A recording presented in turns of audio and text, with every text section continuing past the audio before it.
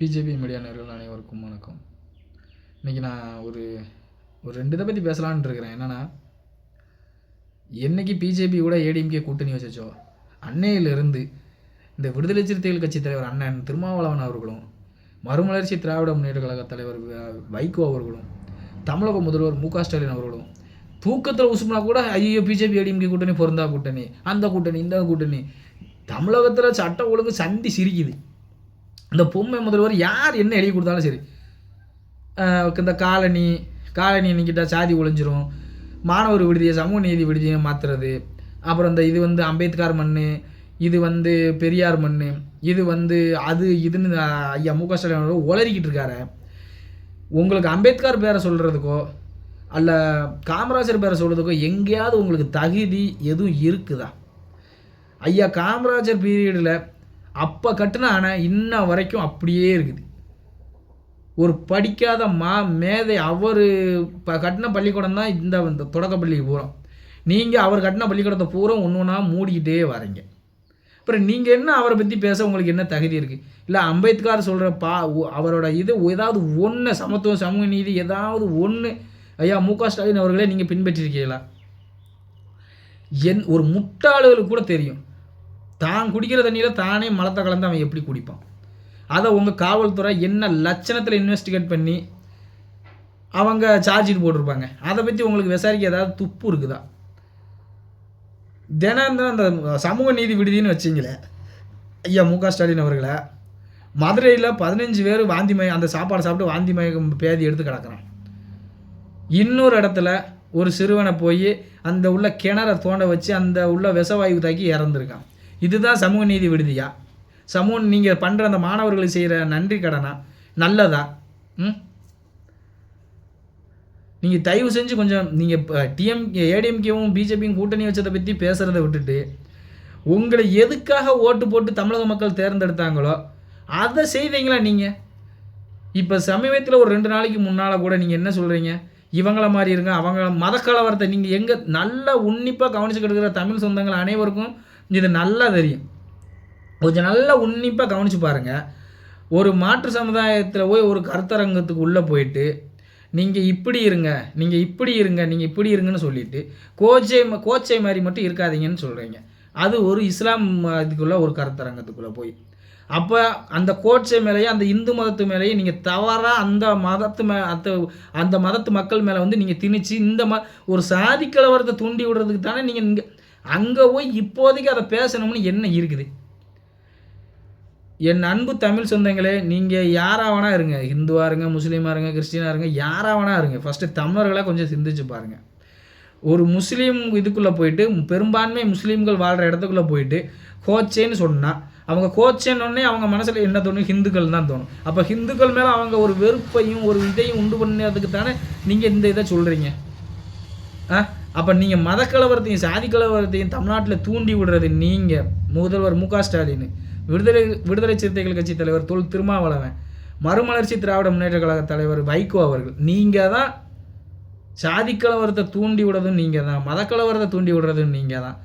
ஐயா வைகோ அவர்கள்லாம் உங்கள் வயசுக்கு ஒரு பத்திரிகை நிறுவனர் ரீலை பிடிங்கி வச்சுட்டு அடித்து துரத்துன்னு சொல்கிறீங்க. இது ஒரு நல்ல தலைவனுக்கு அழகா? தமிழ்நாட்டில் நடக்கிற பிரச்சனைக்கு எதுக்காவது ஒன்றுக்கு நீங்கள் குரல் கொடுத்துருக்கீங்களா? இந்த ஒரு மாணவர் அந்த விடுதியில் கிணற தூர்வார் போய் அவர் படிக்க அனுப்பிச்சாங்களா? அவங்க மாணவர்களை கிணற போய் சுத்தம் பண்ண அனுப்புனாங்களா? அவங்க பெற்றோர்கள்லாம் எதுக்கு அனுப்புனாங்க அவங்கள? உன் வீட்டு பிள்ளை மட்டும் தனியார் ஸ்கூலில் நீ நல்ல கவர்மெண்ட்டு மக்களுக்கான கவர்மெண்ட்டு நீ அரசாங்கமாக இருந்திருந்தா, நீ நல்ல ஒரு முதல்வராக இருந்திருந்தா, தனியார் ஸ்கூலில் என்னென்ன கல்வி முறை இருக்கோ அதே கல்வி முறையை தானே கவர்மெண்ட் ஸ்கூல்லே நீ வச்சுருக்கணும். தனியார் ஸ்கூலில் எப்படி அவங்க விருப்பப்பட்ட பாடத்துக்கு எடுத்து படிக்கலாம்னு ஒரு இது இருக்கோ, சிஸ்டம் இருக்கோ, அதே சிஸ்டத்தை நீ கவர்மெண்ட் ஸ்கூலுக்கும் கொண்டு வர வேண்டியன.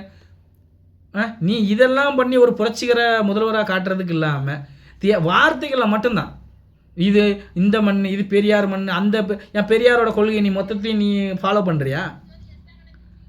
பெரியாரோட கொள்கைகளை நீ ஃபாலோ பண்ணுறதா இருந்தால் உங்களோட மனைவிக்கு நீங்கள் எப்படி வச்சுருக்கணும்? அதோட ஒருபடி மேலே அண்ணன் திருமாவளவன் அவர்கள். என் ஏடிஎம்கே சகோதர சகோதரிகளை கொஞ்சம் நல்லா யோசிச்சு பாருங்கள். ஏடிஎம்கேல உள்ள தலைவர்களை யோசிச்சு பாருங்கள். இந்த திருமாவளவன் அவர்கள் எந்த லெவலுக்கு கீழ்த்தரமான ஒரு வேலைகளை பார்க்காரு அப்படின்னு கொஞ்சம் நல்லா சிந்திச்சு பாருங்கள். மாண்புமிகு புரட்சி தலைவி அம்மா அவர்கள் இறந்ததுக்கப்புறம் எத்தனையோ தேர்தல்களில் ஏடிஎம்கே சந்திச்சிருச்சு. அப்பமெல்லாம் இல்லாத அந்த சகோதரத்துவ பாசம் இப்போ ஏடிஎம்கேயும் பிஜேபியும் கூட்டணி வச்ச உடனே சகோதரத்துவ பாசம் வந்துருச்சுன்னா கொஞ்சம் நீங்கள் யோசிச்சு பாருங்கள். 2016 அம்மா அவர்கள் இறந்ததுக்கப்புறம் 2019 பாராளுமன்ற தேர்தல் நடந்துச்சு. சரி, இப்போ ஏடிஎம்கே வந்து என்னோடய சகோதர கட்சி, அம்மா அவர்கள் வந்து என்னை சகோதரராக பார்த்துக்கிட்டாங்க, அந்த அம்மா இருந்த கட்சியை நான் கூட்டணி சேர்ந்து உங்களை செவிக்க வைப்பேன்னு 2019 கூட்டணி வச்சுருக்கணும். ஏன் வைக்கலை? அன்னைக்கு நீங்கள் பேசாத பேச்சா? அப்புறம் 2021 சட்டமன்ற தேர்தல் வந்துச்சு. ஏன் அந்த சகோதரத்துவ பாசம் 2021 நீங்கள் கூட்டணி வச்சுருக்கலாமே, ஏன் வைக்கலை? சரி ரைட்டு, இந்த 2 தேர்தலில் பிஜேபி கூட கூட்டணியில் இருந்துச்சு, அதனால் நாங்கள் கூட்டணிக்கு போகலை. Right, okay. 2024 தனியாக தானே அவங்க நின்னாங்க. நீங்கள் அன்னைக்கு இந்த சகோதரத்துவ பாசம் வந்து ஏடிஎம்கே கூட நீங்கள் கூட்டணி போயிருக்க வேண்டியன. எத்தனை தடவை கூட்டணிக்கு அழைச்சாங்க. இத்தனைக்கு 5 சீட்டு தாரம்னு சொன்னாங்க, போனீங்களா? ஏன் போகலை? அப்பம்லாம் உங்கள் சகோதரத்துவ பாசம் என்னாச்சு? அந்த ஏடிஎம்கே மேலே எனக்கு தனிப்பட்ட முறையில் ஒரு பாசம் இருக்குல்ல, ஏன் அன்னைக்கு உங்கள் தனிப்பட்ட முறையில் உங்கள் பாசம் எங்கே போச்சு? கொள்கையை பற்றியும் இவங்க இப்படியெல்லாம் எடப்பாடி 2026 கூட்டணி கிடையாதுன்னு சொன்ன, 2029 கூட்டணி கிடையாதுன்னு சொன்ன எடப்பாடி பழனிசாமி இப்படி மாறி மாறி பேசுதாருன்னு சொல்கிறீங்களே, இதை சொல்லும்போது உங்கள் நாவு கூசலையா? அண்ணன் திருமாவளவன் அவர்களே, இதை சொல்லும் போது உங்கள் நாவு கூசலையா? கூசலைன்னா நீங்கள் என்ன மனித பிறவி அண்ணன்? நீங்கள் டிஎம்கேவை பற்றி பேசாத பேச்சா அண்ணன்? சொல்லுங்க. ஏன்னா உங்களோட பழைய காணொலிகளெல்லாம் எடுத்து பார்த்தா இவர் எப்படா இவ்வளோ பேசிட்டு டிஎம்கே கூட கூட்டணிக்கு போனார்? அதுவும் டிஎம்கேல உள்ளவன் அதை விட சோறு திங்க முட்டா பேயோட நல்ல சோறு தின்னவன் அவன். டிஎம்கேல இருக்கிறவன் தலைவர்கள் எவனும் சோறு தின்னவனாக இருந்திருந்தா கண்டிப்பாக உங்களை கூட்டணியில் சேர்த்துக்க மாட்டாங்க. உங்களையும் வைகோ கட்சிகளையும் டிஎம்கேல உள்ள தலைவர்கள் வந்து சோறு சாப்பிட்டாங்கன்னா உங்களை கூட்டணிக்கு சேர்த்துருக்க மாட்டாங்க. ஆனால் மக்கள் நல கூட்டணி இதனால் லாங் டைம் அங்கே போக வேண்டாம். 2016 மக்கள் நல கூட்டணின்னு ஆரம்பித்ததே நீங்களும் வைகோவும் தான். நீங்களும் வைகோ மாதிரி டிஎம்கேவை கிழித்து தொங்க விட்டது வேறு யாரும் கிடையாது. அரசியல் வரலாற்றிலே, தமிழக அரசியல் வரலாற்றிலேயே உங்களை மாதிரியும் வைகோ மாதிரியும் டிஎம்கேவை கிழிச்சு, அதுவும் கரெக்டாக ஆதாரத்தோட சொன்ன இது வந்து தலைவர்களில் நீங்கள் தான் மெயின். நீங்களும் வைக்கவும் தான். இவ்வளவு பேசிட்டு கொஞ்சம் கூட வெக்கமே இல்லாமல், கொஞ்சம் கூட சூடு சோடையே இல்லாமல், அவங்க தான் சோறு திங்காத முட்டா பேங்கன்னா நீங்களும் இவ்வளவு சரி நம்ம அவங்கள இவ்வளோ கீழ்த்தரமாக பேசினோமே. அதுலேயே ஸ்டாலினை, இப்போ தமிழக முதல்வராக இருக்கிற ஸ்டாலினை நீங்களும் வைக்கவும் கேட்காத கேள்வியா? எவ்வளவு கேள்வி கேட்டிருக்கீங்க. அந்த கேள்வியெல்லாம் கேட்டுக்கிட்டு இன்றைக்கி நீங்கள் கூட்டணியில் இருக்கீங்கன்னா, இதே மாதிரி ஏடிஎம்கேல உள்ளவங்களோ பாரதிய ஜனதா கட்சியில் உள்ளவங்களோ உங்கள் லெவலுக்கு பேசவே இல்லை. உங்கள் லெவலுக்கு எந்த இடத்துலையும் பேசலை. அவங்க இயற்கையாக ஒரு கூட்டணி வச்சுருக்குறாங்க. நீங்கள் ஏன்னா உங்களுக்கு அறிவாலயத்திலேருந்து ஒரு இது வந்துருச்சு, 3 சீட்டு தான். நீங்கள் இப்போ இந்த கூண்டுக்குள்ளே மாட்டின எலி மாதிரி உங்களுக்கு என்ன முடிவு எடுக்குன்னு தெரியலை. எப்படியாவது திரும்ப ஏடிஎம்கேவும் பிஜேபியும் கூட்டணியை பிரித்து விட்டுட்டாங்கன்னா நம்ம அங்கே கூட்டணி பேரம் பேசுகிறதுக்காக ஏடிஎம்கேல உள்ளது அப்படியே அவங்கள ஊறுகாயை பயன்படுத்திக்கிட்டு இருக்கீங்க. உங்கள் போதைக்கு ஏடிஎம்கே தலைவர்களை ஊறுகாயை, ஏன்னா நீங்கள் மட்டும்தானே ஆண்டவன், உங்களுக்கு மட்டும்தானே மூளையை கொடுத்துருக்குறான். ஏடிஎம்கேல உள்ளவங்களுக்கோ பாரதிய ஜனதா கட்சியில் உள்ளவங்களுக்கோ ஆண்டவன் மூளையை கொடுக்கல, உங்களுக்கு மட்டும் ஆண்டவன் எக்ஸ்ட்ரா மூளையை கொடுத்துருக்கான். அதில் இப்போ வந்துருச்சு உங்களுக்கு சகோதரத்துவ பாசம். ஏன் சகோதரத்துவ பாசம்? சரி, 2019 2021 பிஜேபி கூட கூட்டணியில் இருந்தாங்க ஏடிஎம்கே, ஓகே. 2024 தனிச்சு தானே போட்டிட்டாங்க. ஏன் அப்போ உங்கள் சகோதரத்துவ பாசம் எங்கே போச்சு? ஒரு திராவிட கட்சி அழிஞ்சு போயிடக்கூடாது நல்ல எண்ணத்தில் நாங்கள் அப்படி சொல்லுவோம். ஏடிஎம்கே தனிச்சே நிற்கணும், அவங்க கோஷ்டி பூசலில் அழிஞ்சே போகணும். நீங்கள் இதை காரணம் காட்டி இவங்கக்கிட்ட ஓட்டு பிச்சை எடுக்கணும், பேரம் பேசணும். நீங்கள் உங்களோட போதைக்கு ஊருகா ஏடிஎம்கே இல்லை ஏடிஎம்கேல உள்ளவங்க எல்லோரும் நீங்கள் சொன்னோன்னா அப்படியே ஐயா திருமாவளவன் சொல்லிட்டாரு அப்படியே பாசமலையா. நீ நல்ல மனிதர்களாக இருந்திருந்தால், உண்மையிலேயே ஏடிஎம்கே மேலே பாசம் இருந்திருந்தால் 2024 நீ கூட்டணி வச்சுருக்கணும். அவங்கனால 2 சீட்டு தான் கொடுத்தாங்க, ஏடிஎம்கே 5 சீட்டு தாரம்னு உங்களுக்கு ஆஃபர் பண்ணாங்க. நீ அப்போ வந்திருக்கலாம் வேண்டியன. சரி, இப்போ எவ்வளோ நாள் உங்களை கூட்டணிக்கு கூப்பிட்டாங்க? நீங்களே வாயை திறந்து நீங்களே சொல்லிட்டாங்க, என்ன அவங்க கூப்பிட்டாவோ என்ன இவங்க கூப்பிட்டாங்களோன்னு. போக வேண்டியன, ஏன் போகலை? அப்போ உங்கள் பாசம் எங்கே போச்சு?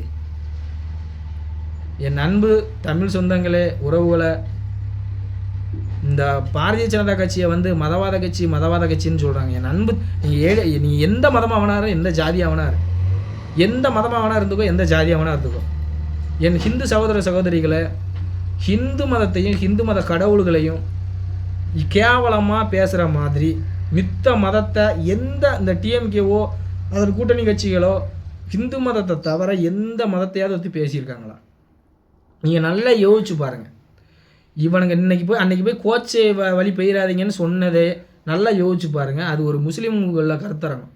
அங்கே போயிட்டு கோச்சையே சொல்கிறாரு. கோச்சை இந்து மதம் இதுன்னு தெரியும். அப்போ அந்த முஸ்லீம் மதத்துக்கு மத்தியில் ஹிந்து மத விரோதத்தை தூண்டி விடுதாரா இல்லையா? அப்போ தூண்டி விடுறது யார்? இவர் தானே தூண்டி விடுறாரு. தமிழக முதல்வர் மு க ஸ்டாலின் தானே தூண்டி விடுறாரு. எதுக்குன்னா இப்போ 2026 தேர்தல் வருது. கண்டிப்பாக நிறைய மக்களுக்குன்னு இவங்க நல்லது ஒரு மயிரும் பிடுங்கலை, ஒரு மயிர் கூட நல்லது பிடுங்கலை. மக்களுக்கு பண்ணினது எல்லாமே இவங்க பெண்களுக்கு எதிரான குற்றங்களாகட்டும், போதைப் பொருள் கலாச்சாரமாகட்டும், கொலை கற்பழிப்பு, இதில் இவன் வெக்கமே இல்லாமல் சமூக நீதி, அந்த நீதி இந்த நீதின்னு சொல்கிறாங்க. என்ன சமூக நீதி நடந்திருக்கு? என்ன இந்த டிஎம்கே ஆட்சியில் மாதிரி ஒரு இந்த தாழ்த்தப்பட்ட மக்களுக்கு பாதிப்பு எந்த ஆட்சிலையும் நடக்கலை. எந்த ஆட்சி இவனுக்கு வாய் சொல்ல மட்டும்தான், வாய்ட்டு மட்டும்தான் இவனுங்களோட சமூக நீதியும் சமத்துவமும். நடைமுறையில் அந்த அந்த லெவலில் தான் இவங்களோட சமூக நீதியும் சமத்துவமும் இருக்குது. தயவு செஞ்சு அனைத்து என் தமிழ் சொந்தங்களும், நீ எந்த மதமாக வேணா இருந்துக்கோ, எந்த ஜாதியாக வேணா இருந்துக்கோ, நம்மளை மதத்தாலையும் ஜாதியாலையும் பிரித்து இந்த திராவிடர் கழகமும் திராவிட முன்னேற்ற கழகமும் நம்ம தமிழர்களோட பண்பு, நம்மளோட குணம் எல்லாத்தையும், நம்மளோட பாரம்பரியம் எல்லாத்தையும் ஒன்று ஒன்றா அந்த டிஎம்கே அரசாங்கம் அழிச்சிக்கிட்டே வருது.